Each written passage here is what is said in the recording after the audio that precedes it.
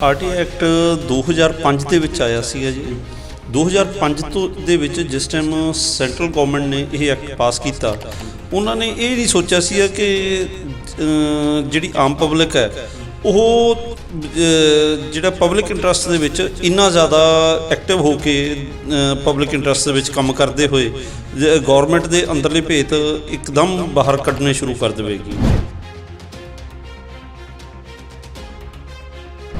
ਹੁਣ ਤੱਕ ਕਈ ਵਾਰ ਇਸ ਐਕਟ ਦੇ ਵਿੱਚ ਅਮੈਂਡਮੈਂਟ ਕਰਨ ਦੀਆਂ ਕੋਸ਼ਿਸ਼ਾਂ ਕੀਤੀਆਂ ਗਈਆਂ ਨੇ, ਪਰ ਪਬਲਿਕ ਦਾ ਪ੍ਰੈਸ਼ਰ ਹੋਣ ਕਰਕੇ ਇਹਦੇ ਵਿੱਚ ਅਮੈਂਡਮੈਂਟ ਨਹੀਂ ਕਰ ਸਕੇ। ਇਹਨੂੰ ਡਿਲੂਟ ਨਹੀਂ ਕਰ ਸਕੇ, ਪਰ ਪਿਛਲੇ 5-6 ਸਾਲ ਤੋਂ ਲਗਾਤਾਰ ਰਾਜ ਸਰਕਾਰਾਂ ਵੱਲੋਂ ਵੀ ਔਰ ਸੈਂਟਰਲ ਗੌਰਮੈਂਟ ਵੱਲੋਂ ਵੀ ਇਹ ਕੋਸ਼ਿਸ਼ ਲਗਾਤਾਰ ਜਾਰੀ ਸੀ ਕਿ ਕਿਵੇਂ ਨਾ ਕਿਵੇਂ ਇਹਨੂੰ ਡਿਲੂਟ ਕੀਤਾ ਜਾਵੇ। ਹਰ ਇੱਕ ਤਰ੍ਹਾਂ ਦਾ ਤਰੀਕਾ ਅਪਣਾਇਆ ਗਿਆ ਕਿ ਇਸ ਐਕਟ ਨੂੰ ਯੂਜ਼ ਕਰਨ ਵਾਲਿਆਂ ਨੂੰ, ਐਕਟਿਵਿਸਟ ਹੋ ਗਏ ਜਾਂ ਆਰਟੀਆਈ ਐਪਲੀਕੈਂਟ ਹੋ ਗਏ, ਉਹਨਾਂ ਨੂੰ ਡਿਸਕਰੇਜ ਕੀਤਾ ਜਾਏ। ਉਹ ਡਿਸਕਰੇਜ ਕਰਨ ਲਈ, ਨਿਰਾਸ਼ ਕਰਨ ਲਈ ਇਹਨਾਂ ਨੇ ਇੱਕ ਤਰੀਕਾ ਅਪਣਾਇਆ ਕਿ ਇਨਫੋਰਮੇਸ਼ਨ ਕਮਿਸ਼ਨਰਸ ਇਸ ਤਰ੍ਹਾਂ ਦੇ ਬੰਦੇ ਅਪੁਆਇੰਟ ਕੀਤੇ ਗਏ। ਪਹਿਲਾਂ ਹੁੰਦੇ ਸੀਗੇ ਹਾਈਲੀ ਇੰਟੀਗ੍ਰਿਟੀ ਵਾਲੇ, ਔਰ ਪਿਛਲੇ 10 ਕੁ ਸਾਲ ਤੋਂ ਇਸ ਤਰ੍ਹਾਂ ਦਾ ਨਿਗਾਰ ਆਉਣ ਲੱਗ ਗਿਆ ਕਿ ਕੋਈ ਇਨਫੋਰਮੇਸ਼ਨ ਕਮਿਸ਼ਨਰ ਇਸ ਤਰ੍ਹਾਂ ਦਾ ਵੀ ਬੰਦਾ ਹੁੰਦਾ ਕਿ ਪਿੰਡ ਦਾ ਸਰਪੰਚ ਨੂੰ ਚਾਪਲੂਸੀ ਕਰਨ ਕਰਕੇ ਇਨਫੋਰਮੇਸ਼ਨ ਕਮਿਸ਼ਨਰ ਗੌਰਮੈਂਟ ਲਗਾ ਦਿੰਦੀ ਹੈ। ਕੋਈ ਪ੍ਰਿੰਸੀਪਲ ਰਿਟਾਇਰ ਹੋਇਆ ਹੁੰਦਾ ਹੈ, ਕੋਈ ਪੋਲੀਟੀਸ਼ੀਅਨ ਹੁੰਦਾ ਹੈ, ਕਿਸੇ ਟਰੱਕ ਯੂਨੀਅਨ ਦਾ ਪ੍ਰਧਾਨ ਹੁੰਦਾ ਹੈ, ਅਤੇ ਇਸ ਤਰ੍ਹਾਂ ਦੇ ਬੰਦਿਆਂ ਨੂੰ ਇਨਫੋਰਮੇਸ਼ਨ ਕਮਿਸ਼ਨਰ ਲਗਾਇਆ ਗਿਆ ਕਿਉਂਕਿ ਉਹ ਆਰਟੀਆਈ ਐਕਟਿਵਿਸਟ ਦੀ ਸੁਣਨ ਦੀ ਬਜਾਏ ਗੌਰਮੈਂਟ ਦੀ ਹੀ ਸੁਣਨੀ ਸੀ ਉਹਨਾਂ ਨੇ। ਇਨਫੋਰਮੇਸ਼ਨ ਕਮਿਸ਼ਨਰ ਨੇ ਕੁਐਸਚਨ ਕਰਨਾ ਹੁੰਦਾ ਸੀਗਾ ਕਿ PIOs ਨੂੰ ਕਿ ਤੁਸੀਂ ਇਨਫੋਰਮੇਸ਼ਨ ਕਿਉਂ ਨਹੀਂ ਦੇਣੀ ਚਾਹੁੰਦੇ, ਕਿ ਤੁਸੀਂ ਕਿਉਂ ਇਨਕਾਰ ਕਰਨਾ ਚਾਹੁੰਦੇ ਹੋ, ਕਿਹੜੀ ਕਲੌਜ਼ ਦੇ ਅੰਡਰ ਤੁਸੀਂ ਇਨਕਾਰ ਕਰ ਰਹੇ ਹੋ। ਉਹ ਹੁਣ ਵਾਲੇ ਜਿਹੜੇ ਇਨਫੋਰਮੇਸ਼ਨ ਕਮਿਸ਼ਨਰਸ ਹੈਗੇ ਨੇ, ਉਹ PIO ਨੂੰ ਕੁਐਸਚਨ ਕਰਨ ਦੀ ਬਜਾਏ ਐਪਲੀਕੈਂਟ ਨੂੰ ਕਹਿੰਦੇ ਨੇ ਕਿ ਹਾਂ ਤੈਨੂੰ ਇਨਫੋਰਮੇਸ਼ਨ ਕਾਹਦੇ ਲਈ ਚਾਹੀਦੀ ਹੈ। ਸਰ ਇੱਕ ਚੀਜ਼ ਹੋਰ ਦੱਸੋ ਕਿ ਇਹ ਜਿਹੜਾ ਆਰਟੀਆਈ ਦੇ ਵਿੱਚ ਕਿੱਦਾਂ ਦੀਆਂ ਇਨਫੋਰਮੇਸ਼ਨਾਂ ਮੰਗੀਆਂ ਜਾ ਸਕਦੀਆਂ, ਇਹਦਾ ਵੀ ਕੋਈ ਰੂਲ ਹੈਗਾ? ਸਰ ਆਰਟੀਆਈ ਐਕਟ ਦੇ ਵਿੱਚ ਸਾਫ਼ ਲਿਖਿਆ ਹੋਇਆ ਕਿ ਜਿਹੜੀ ਇਨਫੋਰਮੇਸ਼ਨ ਦੇ ਬਾਰੇ ਰੋਕ ਨਹੀਂ ਹੈਗੀ, ਉਹ ਹਰ ਇੱਕ ਇਨਫੋਰਮੇਸ਼ਨ ਦਿੱਤੀ ਜਾ ਸਕਦੀ ਹੈ। ਜਿਵੇਂ ਪਿਛਲੇ ਦਿਨੀ ਅਸੀਂ ਇੰਪਰੂਵਮੈਂਟ ਟਰਸਟ ਦੇ ਚੇਅਰਮੈਨ ਸਾਹਿਬ ਨੂੰ ਮਿਲੇ। ਤੁਸੀਂ ਸੁਣਿਆ ਹੋਣਾ, ਬੜਾ ਚਰਚਿਤ ਮੁੱਦਾ ਚੱਲ ਰਿਹਾ ਅੱਜ ਕੱਲ੍ਹ ਓਰੀਐਂਟ ਸਿਨੇਮਾ ਦਾ। ਬਹੁਤ ਲੋਕੀ ਰੌਲਾ ਪਾ ਰਹੇ ਆ ਕਿ ਉਹਦੇ ਵਿੱਚ ਮਿਸਯੂਜ਼ ਹੋਇਆ ਪਾਵਰਾਂ ਦਾ ਜਾਂ ਇੱਦਾਂ ਦੀਆਂ ਗੱਲਾਂ ਕੀਤੀਆਂ ਜਾ ਰਹੀਆਂ। ਸੋ ਅਸੀਂ ਇਹਦੇ ਸਪਸ਼ਟੀਕਰਨ ਲਈ ਜਦੋਂ ਚੇਅਰਮੈਨ ਸਾਹਿਬ ਨੂੰ ਮਿਲੇ ਤਾਂ ਉਹ ਕਹਿੰਦੇ ਜੀ ਸਾਨੂੰ ਉਸ ਜਿਹੜੀ ਲੇਡੀ ਨੇ, ਜਿਹਦਾ ਵੀ ਉਹ ਹੈਗਾ, ਜਿਹੜਾ ਵੀ ਓਨਰ ਹੈ, ਉਹਨੇ ਲਿਖ ਕੇ ਦਿੱਤਾ ਕਿ ਮੇਰੀ ਇਨਫੋਰਮੇਸ਼ਨ ਸਾਂਝੀ ਨਾ ਕੀਤੀ ਜਾਵੇ। ਇਹ ਬੇਸਿਕਲੀ ਇੱਦਾਂ ਦਾ ਪੋਸੀਬਲ ਹੈਗਾ ਜੀ? ਕਿ ਸਿਸਟਮ ਇੰਨਾ ਕਰਪਟ ਹੋ ਚੁੱਕਿਆ ਕਿ ਜਿਹੜੇ ਹੈਗੇ ਨੇ ਪੈਸੇ ਨਾਲ ਸਾਰੀਆਂ ਡਿਸੀਜ਼ਨ ਦਬਾਏ ਜਾਂਦੇ ਨੇ। ਥਰਡ ਪਾਰਟੀ ਇਨਕਾਰ ਵੀ ਤਾਂ ਕੀਤੇ ਜਾਂਦੇ ਨੇ ਜਿੱਥੇ ਐਪਲੀਕੈਂਟ ਔਰ PIO ਦਾ ਗੱਠਜੋੜ ਹੁੰਦਾ ਹੈ, ਉੱਥੇ ਵਿਦਨ ਡੇਜ਼ ਇਨਫੋਰਮੇਸ਼ਨ ਸਾਰੀ ਦੇ ਦਿੱਤੀ ਜਾਂਦੀ ਹੈ। ਔਰ ਜਿੱਥੇ ਜਿਹੜਾ ਆਰਟੀਆਈ ਐਪਲੀਕੈਂਟ ਹੈ ਉਹ ਸਿਸਟਮ ਨਾਲ ਲੜਨਾ ਚਾਹੇਗਾ, ਉੱਥੇ ਜਾ ਕੇ PIO ਇਨਕਾਰ ਕਰੂਗਾ ਕਿ ਜੀ ਮੈਂ ਨਹੀਂ ਇਨਫੋਰਮੇਸ਼ਨ ਦੇਣੀ। ਤੁਸੀਂ ਵੀ ਹੋਪ ਸੋ ਓਰੀਐਂਟ ਸਿਨੇਮੇ ਵਾਲਾ ਮਾਮਲਾ ਸੁਣਿਆ ਹੋਇਆ ਹੋਣਾ। ਸੋ ਤੁਹਾਨੂੰ ਲੱਗਦਾ ਕਿ ਉਹਦੇ ਵਿੱਚ ਕੁਝ ਮਿਸਯੂਜ਼ ਹੋਇਆ ਪਾਵਰਾਂ ਦਾ? ਜਦੋਂ ਸਮਾਜ ਦੇ ਵਿੱਚ ਇਹ ਖਦਸ਼ਾ ਜ਼ਾਹਰ ਕੀਤਾ ਜਾ ਰਿਹਾ ਹੈ ਵੱਡੇ ਪੱਧਰ 'ਤੇ ਕਿ ਹਾਂਜੀ ਇੱਥੇ ਕੁਛ ਨਾ ਕੁਛ ਗਲਤ ਹੋਇਆ, ਪਰ ਇਹ ਪ੍ਰੋਐਕਟਿਵਲੀ ਡਿਸਕਲੋਜ਼ ਕਿਉਂ ਨਹੀਂ ਕਰਦੇ? ਕਿਸੇ ਪਰਸਨਲ ਵਿਅਕਤੀ ਵਿਸ਼ੇਸ਼ ਦੀ ਪਰਸਨਲ ਇਨਫੋਰਮੇਸ਼ਨ ਵੀ ਆਰਟੀਆਈ 'ਚ ਮੰਗੀ ਜਾ ਸਕਦੀ ਹੈ? ਸਰ ਕਈ ਜਗ੍ਹਾ ਤੇ ਜਿਨ੍ਹਾਂ ਦੇ ਵਿੱਚ ਡਿਨਾਈ ਕੀਤਾ ਸੀ ਉੱਥੇ ਅਸੀਂ ਨੇ ਪ੍ਰੂਵ ਕੀਤਾ ਕਿ ਅਸੀਂ ਇਹ ਇਨਫੋਰਮੇਸ਼ਨ ਪਬਲਿਕ ਇੰਟਰਸਟ ਦੇ ਵਿੱਚ ਲੈਣੀ ਚਾਹੁੰਦੇ ਹਾਂ ਔਰ ਸਾਨੂੰ ਇਨਫੋਰਮੇਸ਼ਨ ਪ੍ਰੋਵਾਈਡ ਹੋਈ ਹੈ। ਬਾਜ਼ਾਰ 'ਚ ਫੈਲਾਇਆ ਜਾ ਰਿਹਾ ਔਰ ਕਿਹਾ ਜਾ ਰਿਹਾ ਕਿ ਹੁਣ ਆਰਟੀਆਈ ਐਕਟਿਵਿਸਟ ਜਿਵੇਂ ਕਿ ਤੁਸੀਂ ਵੀ ਹੈਗੇ ਹੋ, ਤੁਸੀਂ ਲੋਕਾਂ ਤੇ ਨੁਕੇਲ ਕਸ ਦਿੱਤੀ ਗਈ ਹੈ ਔਰ ਤੁਸੀਂ ਇੱਕ ਸਿਲੈਕਟਡ ਲਿਮਿਟ ਤੱਕ ਹੀ ਇਨਫੋਰਮੇਸ਼ਨ ਮੰਗ ਸਕਦੇ ਹੋ। ਕੋਈ ਇੱਦਾਂ ਦੀ ਜ਼ਮੀਨੀ ਹਕੀਕਤ ਇਹਦੀ ਕੀ ਹੈ? ਕੋਈ ਇੱਦਾਂ ਦਾ ਨਵਾਂ ਰੂਲ ਹੈ ਜਾਂ ਇਹ ਪਹਿਲਾਂ ਦਾ ਰੂਲ ਹੈ, ਇਹਨੂੰ ਮਿਸਯੂਜ਼ ਕੀਤਾ, ਮਿਸਪਰਸੈਪਸ਼ਨ ਕੀਤੀ ਜਾ ਰਹੀ ਹੈ? ਗਵਰਨਮੈਂਟ ਇਹ ਚਾਹੁੰਦੀ ਹੈ ਜੀ ਕਿ PIOs ਡਿਨਾਈ ਕਰਨ ਲੱਗਣ, ਉਹਨਾਂ ਨੂੰ ਆਧਾਰ ਦੇ ਦਿੱਤਾ ਕਿ ਇਹਨੂੰ ਮਿਸਯੂਜ਼ ਕਰੋ। ਜਿਸ ਟਾਈਮ ਇਹਦਾ ਮਿਸਯੂਜ਼ ਹੋਏਗਾ ਤਾਂ 90% 95% ਐਪਲੀਕੈਂਟਸ ਘਰੇ ਬਹਿ ਜਾਣ। ਪਬਲਿਕ ਇੰਟਰਸਟ ਜਿੱਥੇ ਇਨਵੋਲਵ ਹੋ ਜਾਊਗਾ ਉੱਥੇ ਪਰਸਨਲ ਇਨਫੋਰਮੇਸ਼ਨ ਵੀ ਦਿੱਤੀ ਜਾਊਗੀ। ਇਹ ਜਿਹੜਾ ਸਰਕੂਲਰ ਇਸ਼ੂ ਕਰਨ ਦੀ ਜ਼ਰੂਰਤ ਹੀ ਨਹੀਂ ਸੀ। ਇਹ ਤਾਂ ਇੱਕ ਉਟੀਰੀਅਰ ਮੋਟਿਵ ਕਰਕੇ ਹੀ ਸਰਕੂਲਰ ਇਸ਼ੂ ਕੀਤਾ ਗਿਆ ਕਿ ਮਿਸਕਨਸੈਪਸ਼ਨ ਪਾਉਣ ਲਈ ਕਿ ਪਬਲਿਕ ਦੇ ਵਿੱਚ ਇਹ ਲੱਗੇ ਕਿ ਹਾਂਜੀ ਆਰਟੀ ਐਕਟ ਖਤਮ ਹੋ ਗਿਆ ਔਰ ਖਤਮ ਕਰਨ ਦੀ ਪੂਰੀ ਕੋਸ਼ਿਸ਼ ਕਰਨਗੇ ਵੀ। ਤੇ ਇਸ ਕਰਕੇ ਇਹ ਕੁਝੀਆਂ ਹਰਕਤਾਂ ਤੇ ਉਤਰ ਗਈ ਹੈ ਸਰਕਾਰ, ਕਿਉਂਕਿ ਸਰਕਾਰ ਤੇ ਜਿਹੜੇ ਬਿਊਰੋਕ੍ਰੇਸੀ ਇਹ ਕਦੇ ਵੀ ਨਹੀਂ ਚਾਹੁੰਦੀ ਕਿ ਜਿਹੜੇ ਅੰਦਰਲੇ ਪੋਤੜੇ ਨੇ, ਜਿਹੜੇ ਕੁਝ ਐਕਟਿਵਿਸਟ ਚੰਗੀ ਤਰ੍ਹਾਂ ਇਹਨਾਂ ਦੇ ਫਰੋਲ ਰਹੇ ਨੇ, ਇਹ ਫਰੋਲ ਲੈ ਜਾਣ। ਪਰਦੇ ਦੇ ਪਿੱਛੇ ਆਪਦੇ ਜਿਹੜਾ ਗੰਦ ਹੈਗਾ ਸਿਸਟਮ ਦਾ, ਉਹ ਗੰਦ ਪਰਦੇ ਦੇ ਪਿੱਛੇ ਰੱਖਣ ਵਾਸਤੇ ਹੀ ਸਾਰਾ ਕੁਝ ਕੀਤਾ ਜਾ ਰਿਹਾ ਹੈ। जन हितैषी देख रहे दर्शकों का स्वागत है जन जन की बात जन हितैषी के साथ। दोस्तों मैं संदीप शर्मा एक बार फिर तुहाडे नाल रूबरू हो रहा तो अज का जिहड़ा साडा मुद्दा है, टॉपिक है, वो है RTI। जी हाँ, पिछले कुछ दिनों तो यह जिहियां गल्लां कीतियां जा रही, एक नोटिफिकेशन भी जारी होया जिहदे विच कहा जा रहा है कि हुण RTI एक्टिविस्टां लई थोड़ी जी मुश्किल पैदा की गई है। कहा जा रहा है कि RTI एक नोटिफिकेशन जारी किया गया सरकार वालों और उहदे विच ये कहा जा रहा है, यह दी चीज़ां कहीआं जा रही हैं, दसियां जा रही हैं कि हुण RTI दे विच बहुत सारिया इनफॉर्मेशनां मंगनियां उन्नियां सौखियां नहीं होणगियां जिद्दां पहलां हुंदियां सी। सो ये सारे मुद्दਿਆਂ 'ਚ की है मामला, ये की ज़मीनी हकीकत की है, ये लिए असी जानन पहुँचे हैं अज लुधियाना शहर के आगू जिहड़े मेन RTI दे विच जिहड़े आगू हैगे आ कुलदीप सिंह खैरा जी नाल। सो गलबात करते हैं, पूछते हैं कि की मामला है तो हुण किहड़ियां चीज़ां असी RTI च मंग सकते हैं, किहड़ियां नहीं मंग सकते, जिद्दां कि नोटिफिकेशन दस रहा। सो गलबात करते हैं। सत श्री अकाल सर। सत श्री अकाल जी, धन्यवाद तुहाडा। बड़ा असी नाम सुनिया RTI दे विच, तुसीं बहुत हर फील्ड दे विच RTI पांदे हो और बड़े निघे जिहड़े गुझे हुए मुद्दे चकदे हो और उन्हां नूं सलूशन भी कढवांदे हो। सो अज एक नवीं कहा जा रहा है, एक सरकार वालों नवा नोटिफिकेशन कढ़ दिता गया है, कहा जा रहा है इदां दीयां गल्लां कि हुण RTI मंगनी उन्नी सौखी नहीं है RTI च इनफॉर्मेशन। इहदे विच की ज़मीनी हकीकत की है? RTI एक्ट 2005 ਦੇ ਵਿੱਚ ਆਇਆ ਸੀਗਾ ਜੀ। 2005 ਤੋਂ ਦੇ ਵਿੱਚ ਜਿਸ ਟਾਈਮ ਸੈਂਟਰਲ ਗਵਰਨਮੈਂਟ ਨੇ ਇਹ ਐਕਟ ਪਾਸ ਕੀਤਾ, ਉਹਨਾਂ ਨੇ ਇਹ ਨਹੀਂ ਸੋਚਿਆ ਸੀਗਾ ਕਿ ਜਿਹੜੀ ਆਮ ਪਬਲਿਕ ਹੈ ਉਹ ਜਿਹੜਾ ਪਬਲਿਕ ਇੰਟਰਸਟ ਦੇ ਵਿੱਚ ਇੰਨਾ ਜ਼ਿਆਦਾ ਐਕਟਿਵ ਹੋ ਕੇ ਪਬਲਿਕ ਇੰਟਰਸਟ ਦੇ ਵਿੱਚ ਕੰਮ ਕਰਦੇ ਹੋਏ ਗਵਰਨਮੈਂਟ ਦੇ ਅੰਦਰਲੇ ਭੇਤ ਇੱਕਦਮ ਬਾਹਰ ਕੱਢਣੇ ਸ਼ੁਰੂ ਕਰ ਦੇਵੇਗੀ। ਉਸ ਟਾਈਮ ਤੋਂ ਲੈ ਕੇ ਹੁਣ ਤੱਕ ਕਈ ਵਾਰ ਇਸ ਐਕਟ ਦੇ ਵਿੱਚ ਅਮੈਂਡਮੈਂਟ ਕਰਨ ਦੀਆਂ ਕੋਸ਼ਿਸ਼ਾਂ ਕੀਤੀਆਂ ਗਈਆਂ ਨੇ, ਪਰ ਪਬਲਿਕ ਦਾ ਪ੍ਰੈਸ਼ਰ ਹੋਣ ਕਰਕੇ ਇਹਦੇ ਵਿੱਚ ਅਮੈਂਡਮੈਂਟ ਨਹੀਂ ਕਰ ਸਕੇ, ਇਹਨੂੰ ਡਿਲੂਟ ਨਹੀਂ ਕਰ ਸਕੇ। ਪਰ ਪਿਛਲੇ 5-6 ਸਾਲ ਤੋਂ ਲਗਾਤਾਰ ਰਾਜ ਸਰਕਾਰਾਂ ਵੱਲੋਂ ਵੀ ਔਰ ਸੈਂਟਰਲ ਗਵਰਨਮੈਂਟ ਵੱਲੋਂ ਵੀ ਇਹ ਕੋਸ਼ਿਸ਼ ਲਗਾਤਾਰ ਜਾਰੀ ਸੀ ਕਿ ਕਿਵੇਂ ਨਾ ਕਿਵੇਂ ਇਹਨੂੰ ਡਿਲੂਟ ਕੀਤਾ ਜਾਵੇ। ਹਰ ਇੱਕ ਤਰ੍ਹਾਂ ਦਾ ਤਰੀਕਾ ਅਪਣਾਇਆ ਗਿਆ ਕਿ ਇਸ ਐਕਟ ਨੂੰ ਯੂਜ਼ ਕਰਨ ਵਾਲਿਆਂ ਨੂੰ, ਐਕਟਿਵਿਸਟ ਹੋ ਗਏ ਜਾਂ RTI ਐਪਲੀਕੈਂਟ ਹੋ ਗਏ, ਉਹਨਾਂ ਨੂੰ ਡਿਸਕਰੇਜ ਕੀਤਾ ਜਾਏ। ਉਹ ਡਿਸਕਰੇਜ ਕਰਨ ਲਈ, ਨਿਰਾਸ਼ ਕਰਨ ਲਈ ਇਹਨਾਂ ਨੇ ਇੱਕ ਤਰੀਕਾ ਅਪਣਾਇਆ ਕਿ ਇਨਫੋਰਮੇਸ਼ਨ ਕਮਿਸ਼ਨਰਸ ਇਸ ਤਰ੍ਹਾਂ ਦੇ ਬੰਦੇ ਅਪਾਇੰਟ ਕੀਤੇ ਗਏ।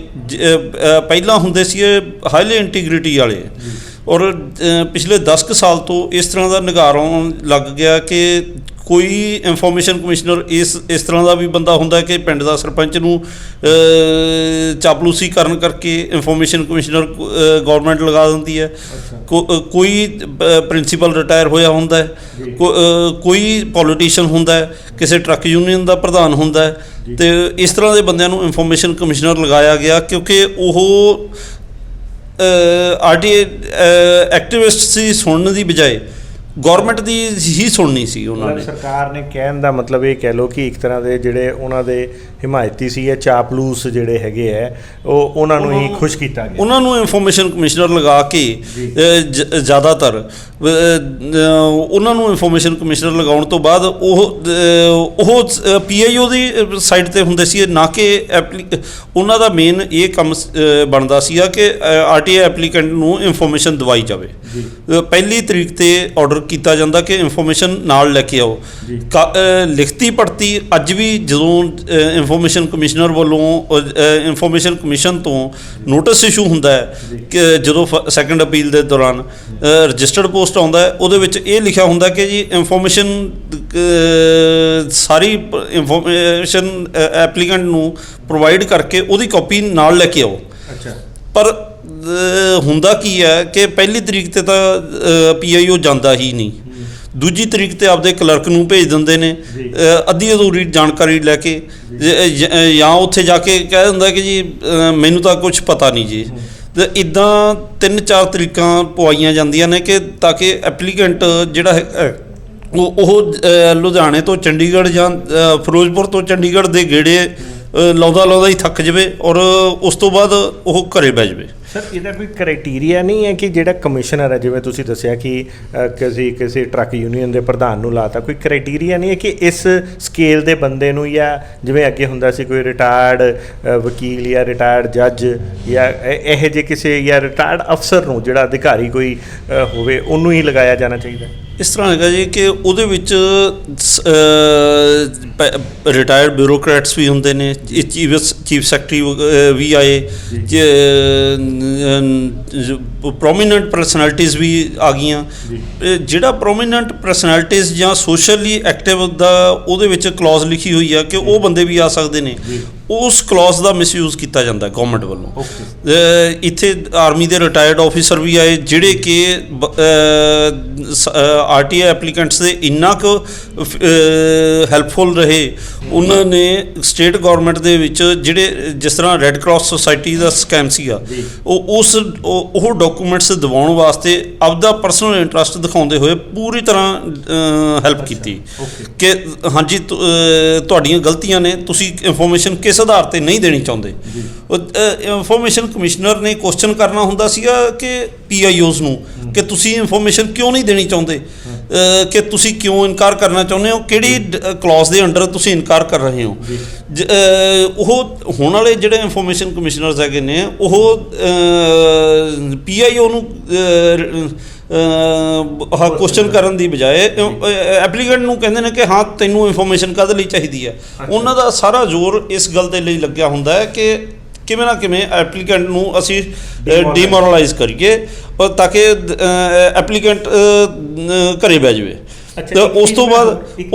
ਉਸ ਤੋਂ ਬਾਅਦ ਕੀ ਹੁੰਦਾ ਹੈ, ਜਿਹੜਾ ਐਪਲੀਕੈਂਟ ਨੇ ਰਿਟਨ ਸਬਮਿਸ਼ਨ ਦਿੱਤੀ ਹੁੰਦੀ ਹੈ, ਹੋਣਾ ਇਹ ਚਾਹੀਦਾ ਕਿ ਉਹ ਸਾਰੀ ਰਿਟਨ ਸਬਮਿਸ਼ਨ ਔਨ ਰਿਕਾਰਡ ਲਿਆਂਦੀ ਜਾਵੇ ਔਰ ਉਸ ਰਿਕਾਰਡ ਕਰਕੇ ਆਰਡਰ ਦੇ ਵਿੱਚ ਮੈਂਸ਼ਨ ਕੀਤੀ ਜਾਵੇ ਔਰ ਉਸ ਦੇ ਆਧਾਰ 'ਤੇ ਰੀਜ਼ਨਡ ਆਰਡਰ ਪਾਸ ਕੀਤਾ ਜਾਵੇ। ਪਰ ਹੁੰਦਾ ਕੀ ਹੈ ਕਿ ਸਭ ਕੁਝ ਵਰਬਲੀ ਚਲਾ ਕੇ ਆਪਦੀ ਮਰਜ਼ੀ ਦਾ ਆਰਡਰ ਪਾਸ ਕੀਤਾ ਜਾਂਦਾ ਔਰ ਜਦੋਂ ਜਿਹੜੀ ਹੈਗੀ ਆ ਐਪਲੀਕੈਂਟ ਦੀ ਕੰਟੈਂਸ਼ਨ ਰਿਕਾਰਡ 'ਤੇ ਨਹੀਂ ਆਊਗੀ ਤਾਂ ਇਨਫੋਰਮੇਸ਼ਨ ਕਮਿਸ਼ਨ ਦੇ ਵਿੱਚ ਆਰਡਰ ਰੀਜ਼ਨਡ ਪਾਸ ਨਹੀਂ ਹੁੰਦਾ ਔਰ 2 ਲਾਈਨਾਂ ਦਾ ਆਰਡਰ ਪਾਸ ਕਰ ਦਿੱਤਾ ਜਾਂਦਾ ਕਿ ਹਾਂਜੀ applicant the application dispose of ਕੀਤੀ ਜਾਂਦੀ ਹੈ।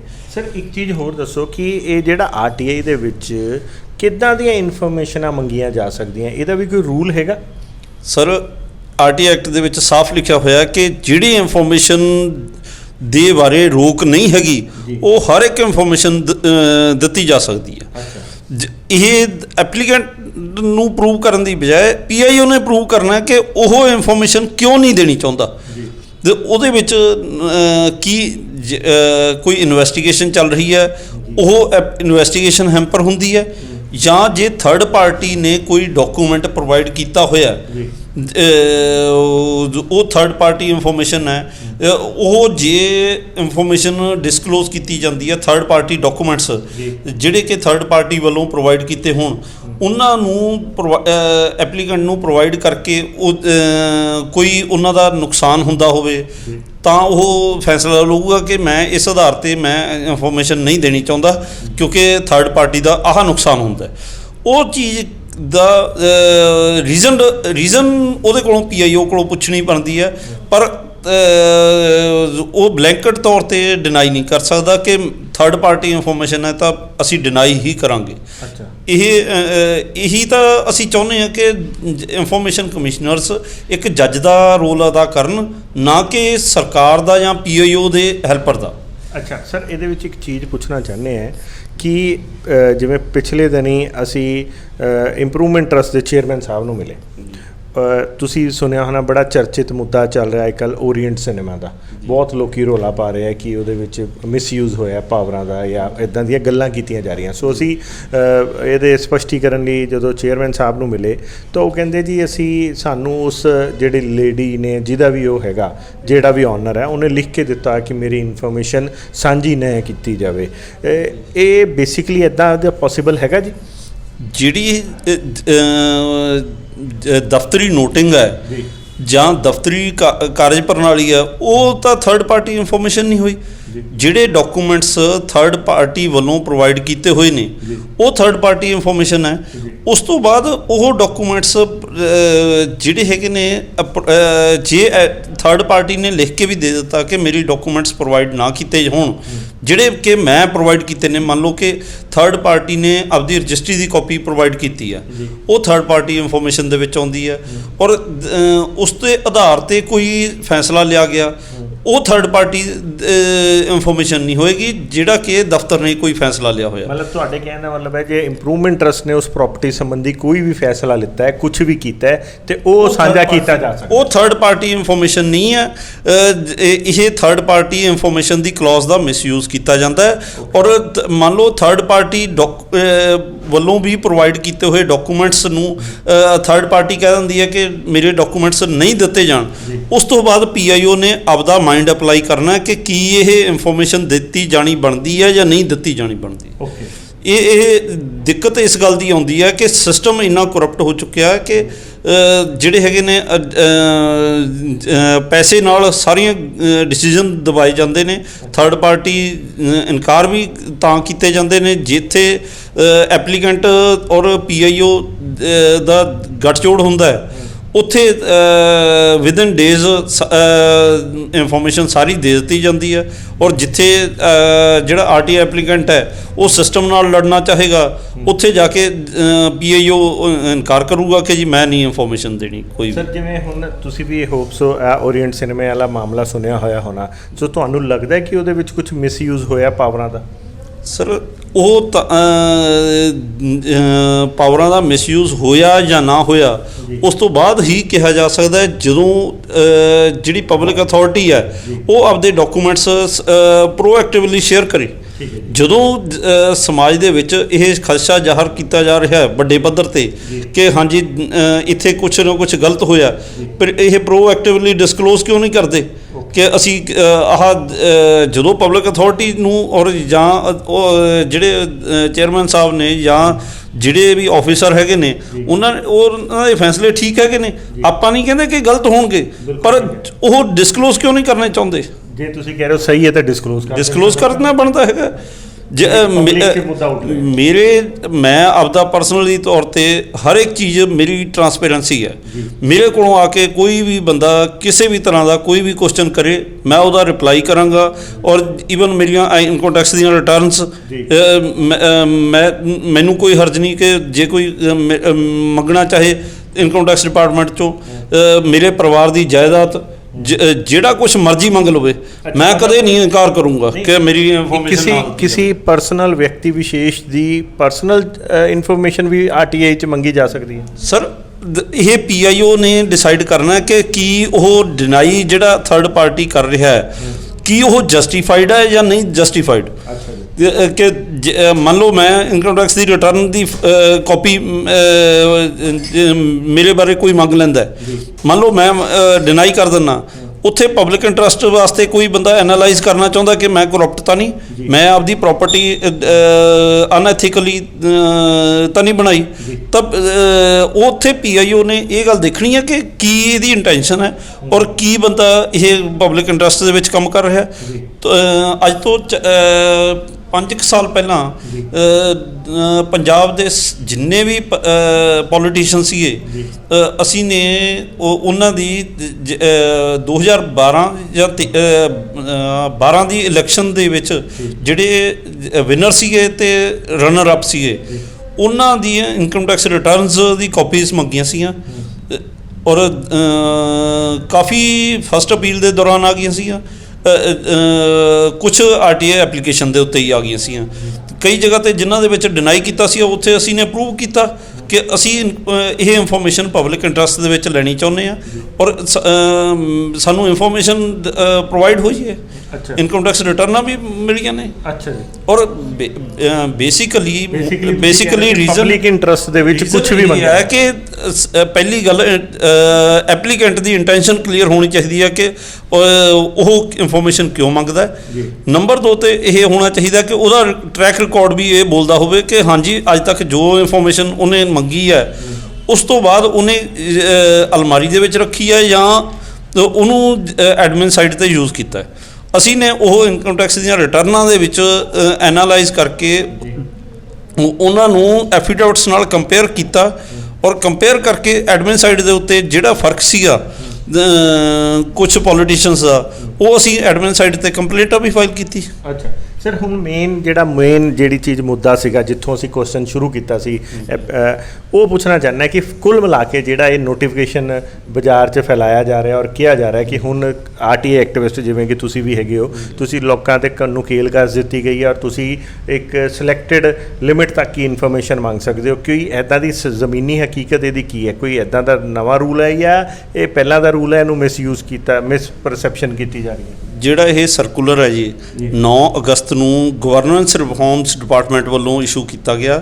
ਸੁਪਰੀਮ ਕੋਰਟ ਦੀ ਇੱਕ ਜੱਜਮੈਂਟ ਦੇ ਵਿੱਚ ਇੱਕ ਪੈਰਾਗ੍ਰਾਫ ਨੂੰ ਸਾਈਟ ਕੀਤਾ ਗਿਆ। ਉਹਦੇ ਵਿੱਚ ਉਸ ਜੱਜਮੈਂਟ ਦੀ ਜਿਹੜਾ ਸੀਗਾ ਨਾ ਕਿ ਆਰਡਰ ਦਾ ਮੇਨ ਦੀ ਬਜਾਏ ਕਿ ਜੋ ਡਾਇਰੈਕਸ਼ਨਸ ਹੁੰਦੀਆਂ ਨੇ ਉਹਦੀ ਬਜਾਏ ਐਂਡ ਦੇ ਵਿੱਚ ਜਿਹੜੀਆਂ ਕਨਕਲੂਜਨ ਹੁੰਦਾ ਹੈ ਉਹਦੀ ਬਜਾਏ ਜਿਹੜੀ ਡਿਸਕਸ਼ਨ ਹੁੰਦੀ ਆ ਉੱਪਰਲੇ ਪੈਰਾਗ੍ਰਾਫਸ ਦੇ ਵਿੱਚ, ਉਸ ਇੱਕ ਪੈਰਾਗ੍ਰਾਫ ਨੂੰ ਚੱਕ ਕੇ ਕਿਉਂਕਿ ਉਹ ਪੈਰਾਗ੍ਰਾਫ ਇਹਨਾਂ ਨੂੰ ਲੱਗਦਾ ਸੀ ਕਿ ਸਾਨੂੰ ਸੂਟ ਕਰਦਾ ਹੈ, ਉਹ ਚੀਜ਼ ਰੀਸਾਈਟ ਕਰਕੇ ਉਹਦਾ ਸਰਕੂਲਰ ਇਸ਼ੂ ਕੀਤਾ ਗਿਆ ਪੰਜਾਬ ਗਵਰਨਮੈਂਟ ਵੱਲੋਂ, ਜਿਹੜਾ ਕਿ ਜਿਹੜੀਆਂ ਉਹਦੇ ਵਿੱਚ ਲਾਸਟ 2 ਲਾਈਨਾਂ ਨੇ ਉਸ ਪੈਰਾਗ੍ਰਾਫ ਦੇ ਵਿੱਚ ਉਹ ਪਹਿਲੇ ਸਾਰੇ ਪੈਰਾਗ੍ਰਾਫ ਨੂੰ ਨਲੀਫਾਈ ਕਰਦੀਆਂ ਨੇ। ਇਹ ਰਿਡੀਕੁਲਸ ਹੈ ਸਰਕੂਲਰ ਇਸ਼ੂ ਕਰਨਾ, ਇਹ ਸਰਕੂਲਰ ਦੀ ਜ਼ਰੂਰਤ ਹੀ ਨਹੀਂ ਸੀਗੀ। ਉਹ ਸਾਰੀ ਇਨਫੋਰਮੇਸ਼ਨ ਜਿਹੜੀ ਪਰਸਨਲ ਕਹੀ ਗਈ ਆ ਉਹਦੇ ਬਾਰੇ ਲਾਸਟ ਦੇ ਵਿੱਚ ਇਹ ਕਹਿ ਦਿੱਤਾ ਗਿਆ ਕਿ ਜਿੱਥੇ ਪਬਲਿਕ ਇੰਟਰਸਟ ਦਾ ਮੈਟਰ ਹੋਏਗਾ ਉੱਥੇ ਓਵਰ ਰੂਲ ਕਰ ਦਿੱਤਾ ਜਾਊਗਾ, ਇਹ ਪਰਸਨਲ ਇਨਫੋਰਮੇਸ਼ਨ ਵੀ ਦਿੱਤੀ ਜਾਣੀ ਬਣਦੀ ਹੈ। ਫਿਰ ਇਹ ਇੱਦਾਂ ਦੇ ਨੋਟੀਫਿਕੇਸ਼ਨ ਜਾਰੀ ਹੋਣ ਦਾ ਕੀ ਮਤਲਬ ਹੈ? ਇਹਦੇ ਤੋਂ ਕੀ ਮਤਲਬ ਕੱਢਿਆ ਜਾਏ?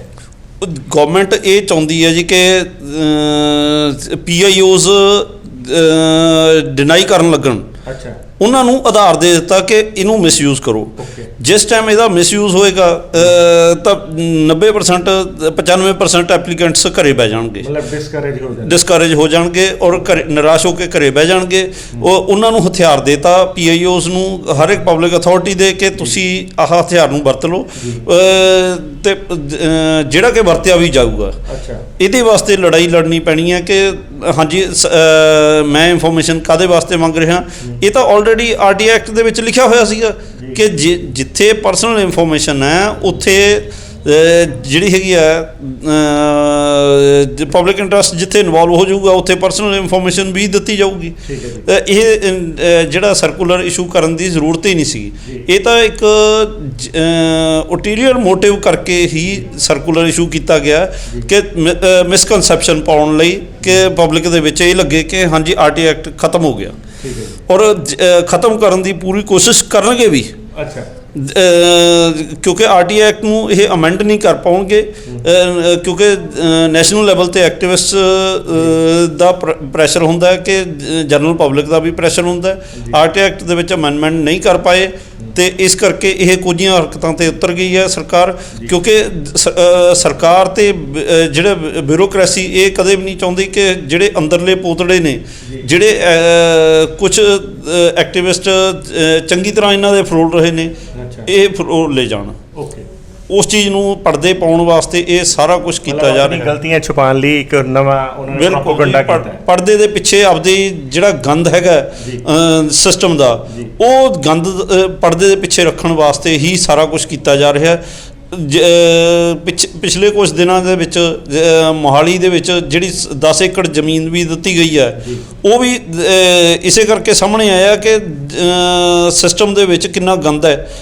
ਗਊਸ਼ਾਲਾ ਦੇ ਨਾਮ ਤੇ 10 ਕਿੱਲੇ ਪ੍ਰੋਪਰਟੀ ਇੱਕ ਮਿਨਿਸਟਰ ਦੇ ਇੱਕ ਜਿਹੜੀ NGO ਹੈ ਉਹਨੂੰ ਅਲਾਟ ਕੀਤੀ ਗਈ, ਔਰ ਉਸ NGO ਦਾ ਪ੍ਰੈਜ਼ੀਡੈਂਟ ਖੁਦ ਮਿਨਿਸਟਰ ਹੈ।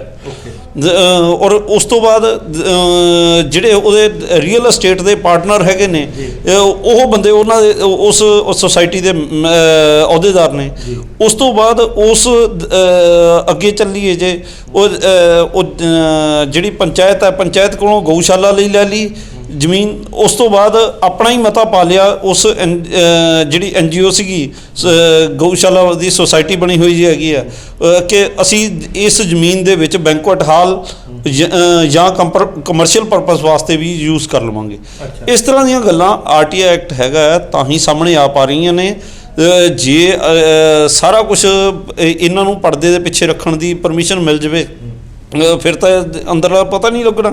ਇਹ ਚਾਹੁੰਦੇ ਨੇ ਕਿ ਸਾਨੂੰ ਅਸੀਂ ਜੋ ਪਹਿਲਾਂ 2005 ਤੋਂ ਪਹਿਲਾਂ ਕੋਈ ਤਰੀਕਾ ਨਹੀਂ ਸੀਗਾ ਕਿ ਜਿਹੜੀ ਇਨਫੋਰਮੇਸ਼ਨ ਬਾਹਰ ਆਉਣ ਦਾ, ਕਲਰਕ ਹੀ ਰਾਜਾ ਬਾਬੂ ਹੁੰਦੇ ਸੀਗੇ। ਹੁਣ ਉਹ ਗੱਲ ਨਹੀਂ ਰਹੀ। ਹਰੇਕ ਬੰਦਾ ਇਨਫੋਰਮੇਸ਼ਨ ਲੈ ਸਕਦਾ ਹੈ, ਕੋਈ ਵੀ ਡਾਕੂਮੈਂਟ ਮੰਗ ਸਕਦਾ ਹੈ। ਇਹ ਸਰਕਾਰ ਜਾਂ ਬਿਊਰੋਕ੍ਰੇਸੀ ਇਹ ਨਹੀਂ ਚਾਹੁੰਦੀ ਕਿ ਸਾਡੇ ਅੰਦਰਲੇ ਡਾਕੂਮੈਂਟਸ ਬਾਹਰ ਨਿਕਲਣ। ਠੀਕ ਹੈ ਜੀ, ਥੈਂਕ ਯੂ ਜੀ, ਥੈਂਕ ਯੂ। ਤੇ ਦੋਸਤੋ, ਇਹ ਸੀਗੇ ਸਾਡੇ ਕੁਲਦੀਪ ਸਿੰਘ ਖੇਰਾ ਜੀ, ਜਿਹੜੇ ਕਿ ਬਹੁਤ ਹੀ ਨਿੱਘੇ ਅਤੇ ਉੱਘੇ ਜਿਹੜੇ ਹੈਗੇ ਆ ਸਾਡੇ ਆਰਟੀ ਐਕਟਿਵਿਸਟ ਹੈ। ਇਹਨਾਂ ਨੇ ਬੜੇ ਸਾਰੇ ਸਰਕਾਰ ਦੇ ਅਗੇਂਸਟ ਖੁਲਾਸੇ ਵੀ ਕੀਤੇ ਹੋਏ ਹੈ। ਇਹ ਜਿਹੇ ਖੁਲਾਸੇ ਕੀਤੇ ਕਿ ਜਿਸ ਤੋਂ ਬਾਅਦ ਜਿਹੜਾ RTA ਐਕਟ 'ਤੇ ਆਮ ਜਨਤਾ ਦਾ ਵਿਸ਼ਵਾਸ ਬਹੁਤ ਵੱਧ ਗਿਆ। ਸੋ ਜਿੱਦਾਂ ਕਿ ਇਹਨਾਂ ਨੇ ਦੱਸਿਆ ਕਿ ਸਰਕਾਰ ਅਤੇ ਬਿਊਰੋਕ੍ਰੇਸੀ ਇਸ ਮਿਲ ਕੇ ਨਹੀਂ ਚਾਹੁੰਦੀ ਕਿ ਇੱਦਾਂ ਦੇ ਜਿਹੜੇ ਉਹਨਾਂ ਦੇ ਕੀਤੇ ਹੋਏ ਕੁਛ ਤਥਾਕਥਿਤ ਬਿਊਰੋਕ੍ਰੇਸੀ ਦੇ ਜਾਂ ਤਥਾਕਥਿਤ ਕੋਈ ਸਰਕਾਰੀ ਜਿਹੜੇ ਮੰਤਰੀ ਜਾਂ ਪ੍ਰਸ਼ਾਸਕਾਂ ਦੇ ਕੀਤੇ ਹੋਏ ਕਰਮ ਬਾਹਰ ਆਉਣ। ਸੋ ਇਹ ਇੱਕ ਮਿਸਗਾਈਡ ਕੀਤਾ ਜਾ ਰਿਹਾ RTA ਐਕਟਿਵਿਸਟਾਂ ਨੂੰ ਕਿ RTI ਦੀ ਜਿਹੜੀ ਪਾਵਰਾਂ ਘਟਾ ਦਿੱਤੀਆਂ ਗਈਆਂ। RTA ਐਕਟਿਵਿਸਟ ਦੀ ਉਹਨਾਂ ਨੂੰ ਲਿਮਟਿਡ ਇਨਫੋਰਮੇਸ਼ਨ ਹੀ ਸਾਂਝੀ ਹੋਣਗੀ, ਜਦ ਕਿ ਇੱਦਾਂ ਦਾ ਕੁਝ ਵੀ ਨਹੀਂ ਹੈਗਾ। ਸੋ ਇਹ ਸੀ ਸਾਡੀ ਅੱਜ RTI ਐਕਟ 'ਤੇ ਇੱਕ ਸਪੈਸ਼ਲ ਰਿਪੋਰਟ। ਦੇਖਦੇ ਰਹੋ, ਬਨੇ ਰਹੋ ਜਨ ਹਿਤੈਸ਼ੀ। ਧੰਨਵਾਦ।